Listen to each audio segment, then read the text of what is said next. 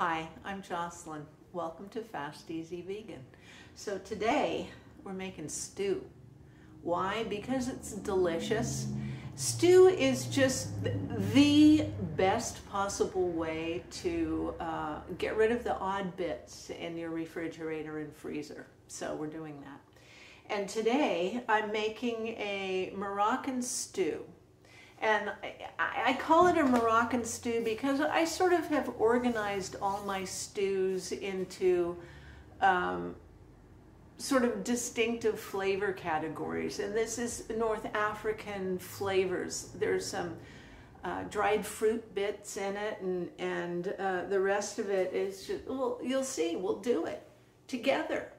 It's in the book on page 186, Moroccan Stew II. So let me put this book down and let's get busy. There's the stuff. So the recipe calls for 1.5 cups of, what do you call it, vegetable broth. So I'll put that in the pan and I will turn on the heat. We'll just build this thing as we go. And then we want a can of diced tomatoes. We want a can of, now the book calls for a can of chickpeas, but I love broad beans. These are massive broad beans. The other name is lima beans. That's what broad beans are. Oh, butter beans. Sorry. Butter beans, large lima beans, or garbanzo, or guess what, any other bean you might want to have, or like, or eat, or whatever you have on hand. Now, usually you might be thinking, well, of course, you're building a stew, you can throw in whatever you want, and of course you can. But if you're doing a specific sort of, what do I want to say? A flavor theme, then you want to match the foods that grow in that region. Is that making sense? So in other words, we're doing a Moroccan dish, which is North African. So we've got beans and tomatoes. We're using potatoes, garlic, and onions. The recipe calls for 2 potatoes, and I had these adorable little guys. So we're gonna make those bite-sized and toss them in the pan.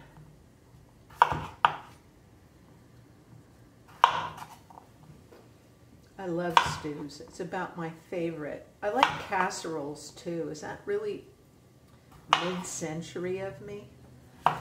Okay. Ooh, yellow potatoes, red potatoes, yummy. Put those in there. 2 carrots, chopped up. Toss them in. Now, the recipe calls for 1/2 pound of green beans. Didn't happen to have them. So this is where, you know, you want to stay with the theme of your dish. So zucchini is the perfect substitution for green beans. Why? Because it's a very mild flavor. They eat zucchini in Morocco and other North African places. So everything is in keeping, and it's not a strong flavor, just like green beans are not going to overwhelm your dish. So all these considerations here, you want your spices to accentuate your flavors, not overpower them or bury them, or God forbid, clash with them. So to that end, in a second, I'm going to show you this book that you really should have in your library if you're serious about cooking.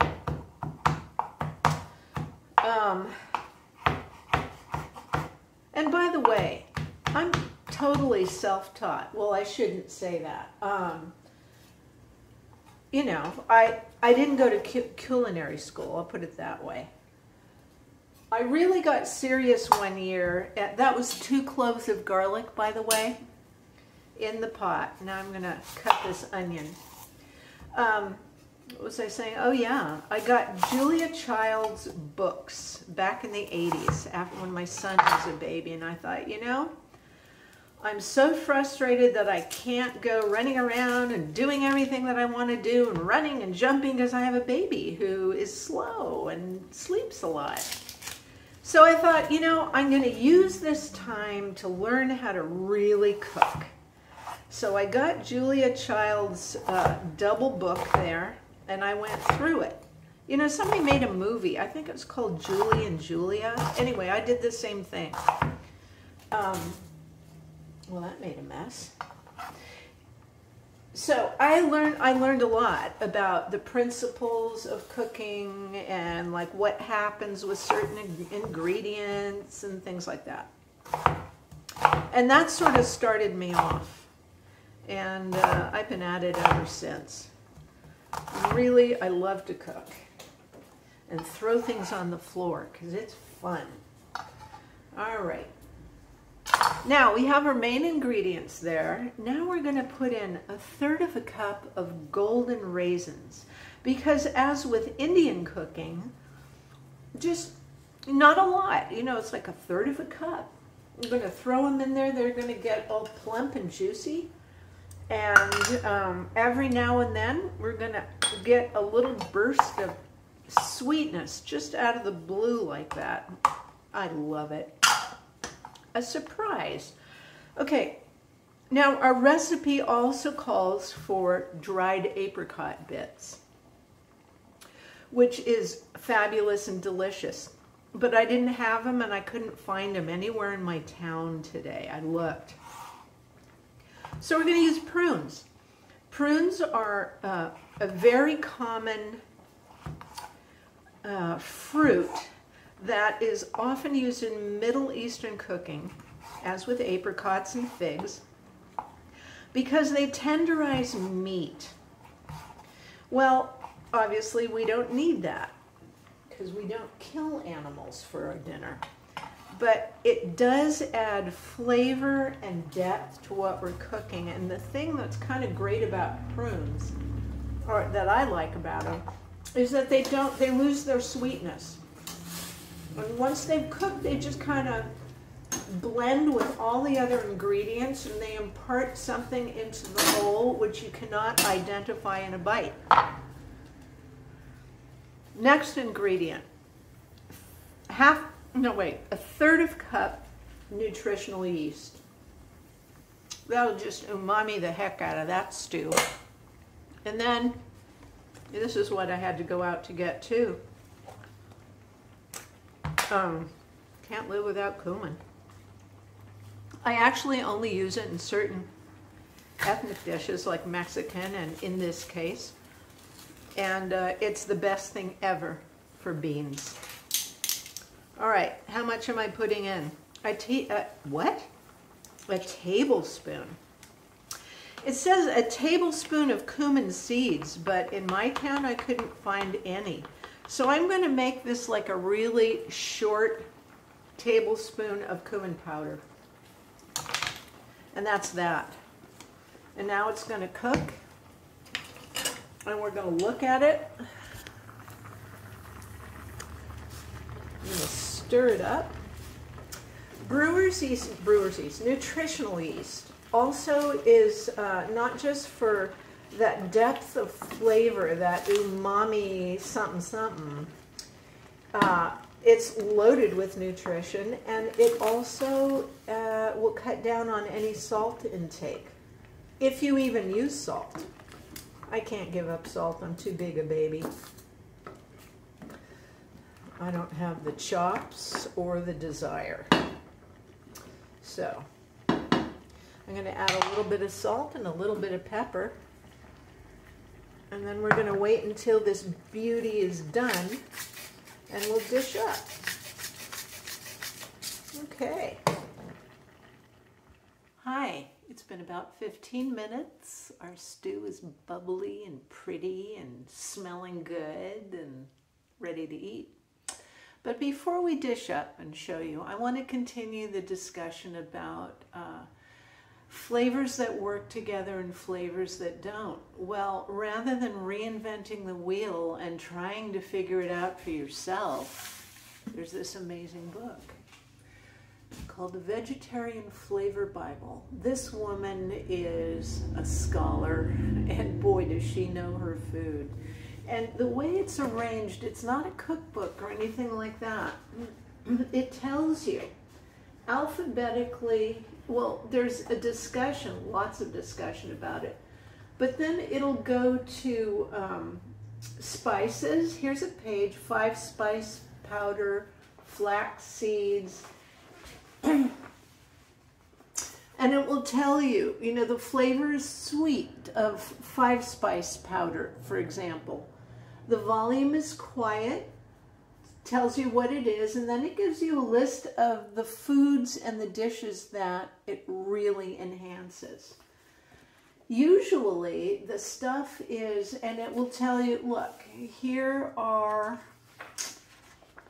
another one that is celery, and it's talking about the season, the flavor as being slightly sweet, with earthy notes of herbs, minerals, and or nuts, and a crisp, crunchy, when raw, stringy texture. The volume is quiet. It's a vegetable. There's a nutritional profile, calories, protein, techniques, tips, and botanical relatives. So, in other words, it's going to tell you what food celery really works with and what herbs enhance it. It solves your problem. This book, honestly, has been such a godsend in my life. I would not be standing here talking to you or showing you stuff if I had not been working with this book. Karen Page is her name, and it's a pretty expensive book. It's like it's $40, so worth it. And it's going to inspire you, and it's going to teach you, and who knows, you'll be making your own recipes in no time. So, let's look at our beautiful stew.